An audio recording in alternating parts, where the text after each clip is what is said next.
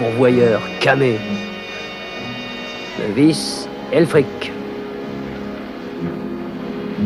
Un jour viendra où une bonne pluie lavera les rues de toute cette racaille. Eh ben, ça en fait du beau monde. Justement, connais-tu l'origine du mot racaille? Le mot racaille a une longue histoire qui nous ramène à l'Empire romain. Racaille viendrait d'abord du latin populaire racicare, qui signifie frotter, raser. Ce même verbe se décline ensuite dans toute l'Europe et donnera rascar en catalan, en portugais et même en provençal, avec à chaque fois le même sens, racler, frotter. Qu'il s'agisse de saleté ou de détritus, ce que l'on racle, on cherche à s'en débarrasser, on n'en veut pas. On n'en veut pas! C'est bien de là que vient notre mot racaille. Au XIIe siècle, le mot est utilisé par les gens aisés pour désigner les gens pauvres, auxquels ils ne voulaient pas se mélanger. Regardez-moi cette racaille!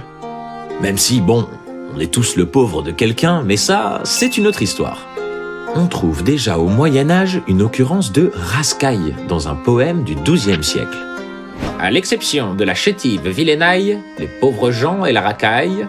Ici, le poète Denis Pyramus fait rimer les synonymes vilainaille et racaille pour désigner les pauvres gens. Waouh!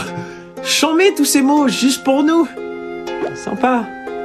Autre exemple d'usage, toujours avec le même sens, presque 500 ans plus tard. L'illustre fabuliste La Fontaine, bonjour à tous, oppose lui aussi les princes à la racaille dans une de ses fables. Les princes périrent tous, la racaille dans des trous, trouvant sa retraite prête, se sauva sans grand travail. D'ailleurs, voulez-vous connaître la morale de cette histoire? Non, merci Jean, mais c'est gentil de proposer. Au XIXe siècle, les choses s'enveniment. Au mot racaille, utilisé pour parler des pauvres depuis le Moyen-Âge, vient s'ajouter un nouveau jugement de valeur. Regardez-moi cette racaille! On l'utilise maintenant pour parler des personnes non seulement pauvres, mais aussi dépravées, criminelles ou immorales. Ils sont non seulement pauvres, mais en plus dépravés, criminels, immoraux. En parlant de morale, j'ai justement une fable intitulée « Le loup et l'agneau », dans laquelle, justement... Non, Jean, c'est bon, on ne parle pas de ça en fait. Dans le Robert historique, justement, la racaille désigne les personnes se livrant à des ébats tumultueux et bruyants. George Sand en personne, coucou, employait le mot racaille dans l'une de ses correspondances.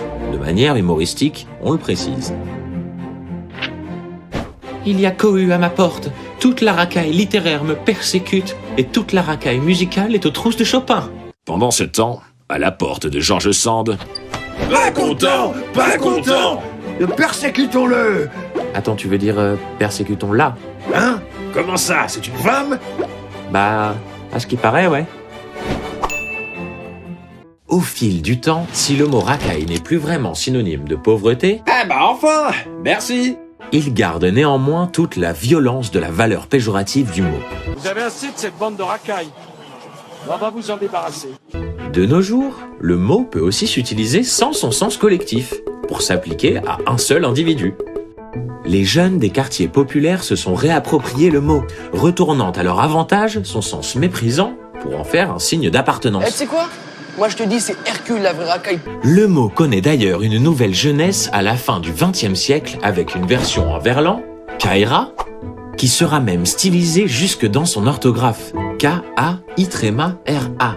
Une version notamment reprise par la team de Franck Gastambide, Kaira Shopping. KairaShopping.fr. À bientôt, bande de bâtards. D'ailleurs, si vous étiez amené à l'orthographier, vous écririez plutôt Kaira avec un C ou Kaira avec un K. Et moi, voulez-vous savoir comment je l'écrirais? Eh bien, je vais vous le dire, parce que